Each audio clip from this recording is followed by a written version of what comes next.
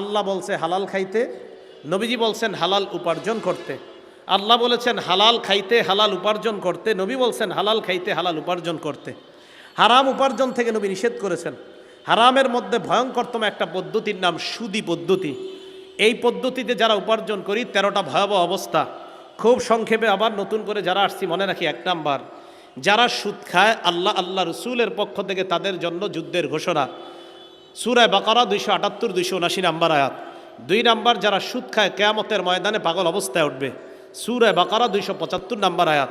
3 number, যারা সুদ খায় কিয়ামতের ময়দানে তাদেরকে শ্বাসরোধ করা অবস্থায় হত্যা করা হচ্ছে এমন অবস্থায় উঠবে, ওমদাতুত তাফসির 1 নাম্বার খণ্ড 330 নাম্বার পৃষ্ঠা। 4 নাম্বার, যারা সুদ খায় তারা এলাকার জন্য আযাব বৈধ করে নেয়, আর তারগীব আর তারহিব 3 নাম্বার খণ্ড 69 নাম্বার পৃষ্ঠা। 5 নাম্বার, যারা সুদ খায় তাদের কারণে এলাকায় দুর্ভিক্ষ আসে, মুসনাদে আহমদ 17,822 নাম্বার হাদিস। 6 নাম্বার, যারা সুদ খায় তারা পেটে সাপ ঢুকায়, ইবনে মাজাহ 2273 নাম্বার হাদিস। 7 নাম্বার, যারা সুদ খায় তারা আপন মাকে বিয়ে করে, ইবনে মাজাহ 2274 2275 নাম্বার হাদিস।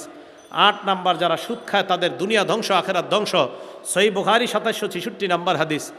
9 নাম্বার, যারা সুদ খায় মরণের পর কিয়ামত পর্যন্ত রক্তের নদীতে সাঁতার কাটবে, সহিহ বুখারী 2085 নাম্বার হাদিস।